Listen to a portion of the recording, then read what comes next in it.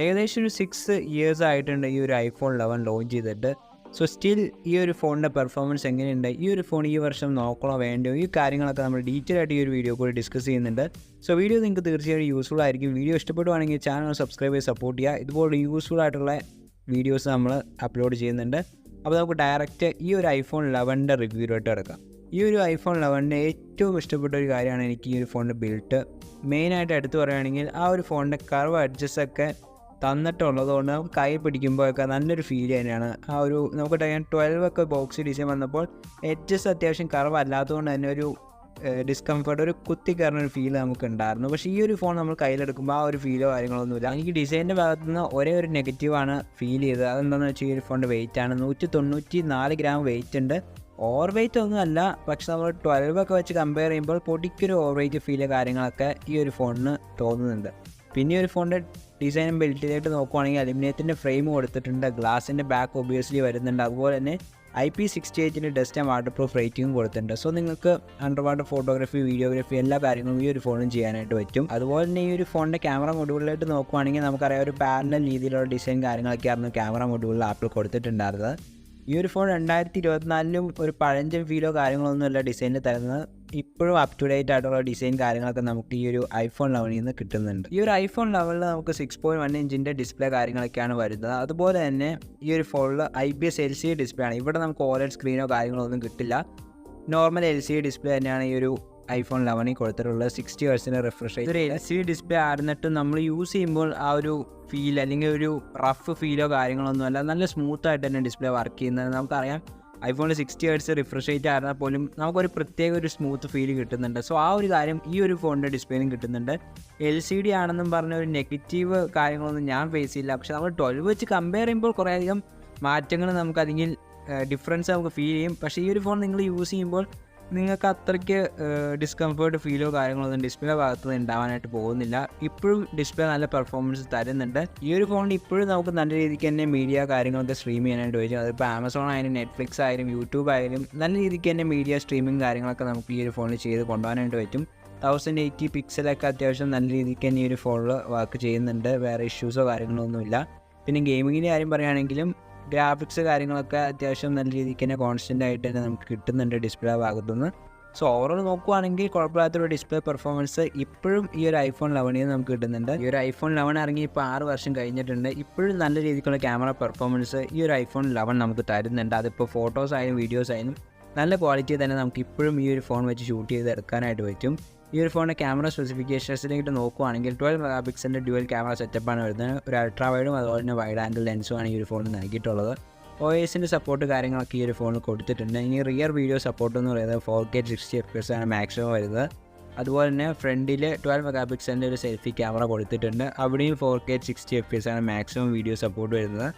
HDRൻ്റെ support കാര്യങ്ങളൊക്കെ കൊടുത്തിട്ടുണ്ട്. So നിങ്ങൾക്ക് ഇപ്പോഴും നല്ല രീതിക്കുള്ള ഫോട്ടോസ് കാര്യങ്ങളൊക്കെ ഈ ഒരു iPhone 11 വെച്ച് ഷൂട്ട് ചെയ്യാനായിട്ട് പറ്റും. ഈവൻ വീഡിയോസിൻ്റെ കാര്യം പറയുകയാണെങ്കിൽ പെർഫെക്റ്റ് ആയിട്ട് നിങ്ങൾക്ക് വീഡിയോസ് കാര്യങ്ങളൊക്കെ ഷൂട്ട് ചെയ്യാൻ പറ്റും. നിങ്ങൾ വ്ളോഗറൊക്കെ ആണെങ്കിൽ നല്ല രീതിക്ക് വ്ളോഗ് കാര്യങ്ങളൊക്കെ ഈ ഒരു ഫോൺ വെച്ച് ഇപ്പോഴും നിങ്ങൾക്ക് ഷൂട്ട് ചെയ്യാനായിട്ട് പറ്റും. iPhone 12ൻ്റെ ക്യാമറയും ഈ ഒരു 11ൻ്റെ ക്യാമറ വെച്ച് കമ്പയർ ചെയ്ത് നോക്കുവാണെങ്കിൽ വലിയ വ്യത്യാസവും കാര്യങ്ങളൊന്നും നമുക്ക് ഫീൽ ചെയ്യില്ല. കാരണം അത്യാവശ്യം ആ ഒരു 12ൻ്റെ ലെവലിൽ തന്നെ നമുക്ക് ഈ ഒരു 11ൻ്റെ ക്യാമറയിൽ നിന്ന് പെർഫോമൻസ് കാര്യങ്ങൾ കിട്ടുന്നുണ്ട്. ഈവൻ ഫോട്ടോസ് കാര്യങ്ങളൊക്കെ സിമിലർ ആയിട്ട് തന്നെ നമുക്ക് ക്വാളിറ്റി കിട്ടുന്നുണ്ട്. ക്വാളിറ്റി വ്യത്യാസമോ കാര്യങ്ങളൊന്നും എനിക്ക് ഫീൽ ചെയ്തില്ല പേഴ്സണലി. സോ ഇപ്പോഴും ഈ ഒരു ഫോൺ നല്ലൊരു ക്യാമറ പെർഫോമൻസ് നമുക്ക് തരുന്നുണ്ട്. സോ ക്യാമറയുടെ ഭാഗത്തുനിന്ന് ഞാൻ വളരെയധികം സാറ്റിസ്ഫൈഡ് ആണ് ഈ ഒരു iPhone 11. ഈ ഒരു ഫോണിൻ്റെ പെർഫോമൻസ് ഡിപ്പാർട്ട്മെൻറ്റിൽ വരുവാണെങ്കിൽ iOSൻ്റെ തന്നെ ലേറ്റസ്റ്റ് iOS 17 ആണ് കറൻ്റ് ഈ ഒരു ഫോണിൽ റൺ ആയിക്കൊണ്ടിരിക്കുന്നത്. ഇനി ഇറങ്ങാൻ പോകുന്ന iOS 18 നിങ്ങൾക്ക് ഈ ഒരു ഫോണിൽ അവൈലബിൾ ആയിരിക്കും. A13 ബയോണിക് ചിപ്സെറ്റാണ് ഈ ഒരു ഫോണിൽ ആപ്പിൾ കൊടുത്തിട്ടുള്ളത്. ചിപ്സെറ്റ് എങ്ങനെയുണ്ടെന്ന് ചോദിക്കുകയാണെങ്കിൽ കുഴപ്പമില്ലാത്തൊരു ചിപ്സെറ്റാണ്. നോർമൽ ടാസ്ക് കാര്യങ്ങളൊക്കെ സ്മൂത്തായിട്ട് നടന്നു പോകുമ്പോൾ ഈ ഗെയിമിങ്ങിൻ്റെ കാര്യം പറയുകയാണെങ്കിൽ കുഴപ്പമില്ലാത്ത രീതിക്ക് നമുക്ക് ഗെയിമിങ് കാര്യങ്ങളൊക്കെ ചെയ്യാനായിട്ട് പറ്റും. ഫ്രെയിം ഡ്രോപ്പ് കാര്യങ്ങളൊന്നും ഞാൻ എക്സ്പീരിയൻസ് ചെയ്തില്ല ഇതുവരെയായിട്ട്. അതിപ്പോൾ PUBG, ഫ്രീ ഫയർ ഇതുപോലുള്ള കാർ റേസിങ് ഗെയിംസ് കളിച്ച് നോക്കിയപ്പോഴും ഫ്രെയിം ഡ്രോപ്പ് കാര്യങ്ങളൊന്നും ഫീൽ ചെയ്തില്ല. പിന്നെ എനിക്ക് ഫീൽ ചെയ്തൊരു നെഗറ്റീവ് എന്താണെന്ന് വെച്ചാൽ ചെറിയ രീതിക്ക് ഹീറ്റ് കാര്യങ്ങളൊക്കെ ആയിട്ടുണ്ടായിരുന്നു. 2 hours കോൺസ്റ്റൻറ്റ് ഗെയിം കളിച്ചുകൊണ്ടിരുന്നപ്പോൾ ഒരു അത്യാവശ്യം ഹീറ്റ് കാര്യങ്ങളൊക്കെ ഒരു ഫോൺ ആയിട്ടുണ്ടായിരുന്നു. സോ നിങ്ങളൊരു ഹാർഡ് കോർ ഗെയിമിങ് ഫോക്കസ് ചെയ്ത് iPhone എടുക്കാൻ നിൽക്കുന്ന ആളാണെങ്കിൽ ഞാൻ ഈ ഒരു ഫോൺ ഒരിക്കലും റെക്കമെൻഡ് ചെയ്തില്ല. ഇവിടെ ഒരു പ്രോ വേരിയൻ്റ് അല്ലെങ്കിൽ iPhone 13 എടുക്കുന്നതായിരിക്കും ഒരു ബെറ്റർ ഓപ്ഷൻ എന്ന് ഞാൻ പറയുള്ളൂ ഗെയിമിങ്ങിൻ്റെ പോയിന്റ് ഓഫ് വ്യൂ നിന്ന്. അല്ലാത്ത പക്ഷം നല്ല രീതിക്കുള്ള പെർഫോമൻസ് കാര്യങ്ങളൊക്കെ കിട്ടുന്നുണ്ട്. ഇപ്പോൾ നിങ്ങൾ നോർമൽ ടൈം പാസിന് വേണ്ടിയൊക്കെയാണ് ഗെയിം കളിക്കുന്നതെങ്കിൽ നിങ്ങൾക്ക് ഈ ഒരു ഫോൺ തീർച്ചയായിട്ടും ചൂസ് ചെയ്യാം. അവിടെ ഒന്നും ഒരു ഇഷ്യൂ കാര്യങ്ങളൊന്നും പെർഫോമൻസ് സൈഡിൽ നിന്ന് ഉണ്ടാവാനായിട്ട് പോകുന്നില്ല.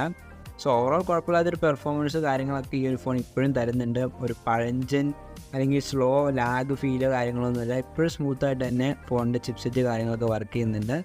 സോ സ്റ്റിൽ ബെറ്റർ ആണ് പെർഫോമൻസിൻ്റെ കാര്യത്തിൽ. ഈ ഒരു ഫോണിൻ്റെ ബാറ്ററിയുടെ ഭാഗത്തേക്ക് വരികയാണെങ്കിൽ 3110 mAh ബാറ്ററി ഈ ഒരു ഫോണിൽ കൊടുത്തിട്ടുണ്ട്. നമ്മൾ iPhone 12 വെച്ച് കമ്പയർ ചെയ്യുമ്പോൾ അത്യാവശ്യം നല്ല ബാറ്ററി ബാക്കപ്പ് ഈ ഒരു iPhone 11 തന്നെയാണ് നമുക്ക് കിട്ടുന്നത്. ഏകദേശം 9 to 10 hours ബാറ്ററി ബാക്കപ്പ് ഈ ഒരു ഫോണിൽ നിന്ന് കിട്ടുന്നുണ്ട്. ഒരു ഷോകം ബാറ്ററി ബാക്കപ്പ് കാര്യങ്ങളൊന്നുമില്ല. അത്യാവശ്യം സാറ്റിസ്ഫൈഡ് ആയിട്ടുള്ള ബാറ്ററി ബാക്കപ്പ് കാര്യങ്ങളൊക്കെ ഈ ഒരു iPhone 11 കിട്ടുന്നുണ്ട്. അതുപോലെ തന്നെ 20 വാട്ടിൻ്റെ സപ്പോർട്ട്, അതുപോലെ വയർലെസ് ചാർജിങ്, ആ പരിപാടി കാര്യങ്ങളൊക്കെ ഈ ഒരു ഫോണിലും ആപ്പിൾ കൊടുത്തിട്ടുണ്ട്. സോ ഓൾമോസ്റ്റ് എല്ലാ ഡിപ്പാർട്ട്മെൻറ്റും അത്യാവശ്യം നല്ല രീതിക്ക് തന്നെ ഇപ്പോഴും ഈ ഒരു ഫോൺ വർക്ക് ചെയ്ത് പോകുന്നുണ്ട്. അതിപ്പോൾ ഡിസ്പ്ലേ ആയാലും ബിൽട്ട് ആയാലും ബാറ്ററി ആയാലും ക്യാമറ ആയാലും അത്യാവശ്യം നല്ല രീതിക്ക് തന്നെ എല്ലാം വർക്ക് ചെയ്യുന്നുണ്ട്. ഈ ഒരു വർഷത്തോട് കമ്പാറ്റബിളായിട്ട് നിൽക്കുന്ന സ്പെക്ക് കാര്യങ്ങളൊക്കെ നമുക്ക് ഈ ഒരു iPhone 11 കിട്ടുന്നുണ്ട്. പക്ഷേ ഈ ഒരു ഫോൺ ഈ വർഷത്തേക്ക് ചൂസ് ചെയ്യണമെന്ന് ചോദിക്കുകയാണെങ്കിൽ ഈ ഒരു ഫോണിൽ നിന്ന് നമുക്ക് മിസ്സായി പോയ കുറച്ച് കാര്യങ്ങളുണ്ട്. സോ ആ ഒരു കാര്യങ്ങളും കൂടെ ഉണ്ടായിരുന്നെങ്കിൽ ഇപ്പോഴും വർത്തായിരുന്നു ഈ ഒരു ഫോൺ മേടിക്കുക എന്നുള്ളത്. അതെന്തൊക്കെയാണെന്ന് വെച്ചാൽ ഒബ്വിയസ്ലി 5Gയുടെ സപ്പോർട്ട് ഈ ഒരു ഫോണിൽ വരുന്നില്ല. ഇതൊരു 4G ഫോണാണ്. ഇനി അങ്ങോട്ട് 5Gയുടെ കാലമാണ്. എല്ലായിടത്തേക്കും 5G കാര്യങ്ങളൊക്കെ എത്തി തുടങ്ങിയിട്ടുണ്ട്. സോ നിങ്ങൾ 5G നെറ്റ്വർക്ക് വേണമെങ്കിൽ ഈ ഒരു ഫോൺ എടുക്കാതിരിക്കുന്നത് തന്നെയാണ് നല്ലത്. കാരണം 4G ഫോണാണ്, നിങ്ങൾക്ക് 5Gയുടെ സപ്പോർട്ട് കാര്യങ്ങളൊന്നും ഈ ഒരു iPhone 11 കിട്ടാനായിട്ട് പോകുന്നില്ല. പിന്നെ രണ്ടാമതായിട്ട് വരുന്നത് ഇതൊരു LCD ഡിസ്പ്ലേ ആണ് ഈ ഒരു ഫോൺ കൊടുത്തിട്ടുള്ളത്. നമുക്കറിയാം 12 നമുക്ക് OLED സ്ക്രീനും കാര്യങ്ങളൊക്കെ കിട്ടുന്നുണ്ട്. സോ നിങ്ങൾക്ക് ഇവിടെ ആ ഒരു OLED സ്ക്രീനിൻ്റെ എക്സ്പീരിയൻസ് കാര്യങ്ങളൊന്നും കിട്ടാനായിട്ട് പോകുന്നില്ല. അടുത്തൊരു ഇമ്പോർട്ടൻറ്റ് കാര്യം എന്ന് പറഞ്ഞാൽ OS അപ്ഡേറ്റിനെ പറ്റിയാണ്. നമുക്കറിയാം ഐഫോൺസിൽ പൊതുവെ 7 വർഷത്തെ OS അപ്ഡേറ്റ് കാര്യങ്ങളൊക്കെയാണ് ആപ്പിൾ കൊടുക്കാറുള്ളത്. ഇപ്പോൾ തന്നെ iPhone 11 6 years കഴിഞ്ഞിട്ടുണ്ട്. സോ ഇനി നോക്കുകയാണെങ്കിൽ ഒരു 2025 വരെ ആയിരിക്കും ഒരു അപ്ഡേറ്റും കൂടി ആയിരിക്കും നമുക്ക് ഈ ഒരു iPhone 11 കിട്ടാനായിട്ട് പോകുന്നത്. സോ അപ്ഡേറ്റ്സ് എന്ന് പറഞ്ഞാൽ മസ്റ്റ് ഇമ്പോർട്ടൻ്റ് ആയിട്ടുള്ളൊരു കാര്യമാണ്.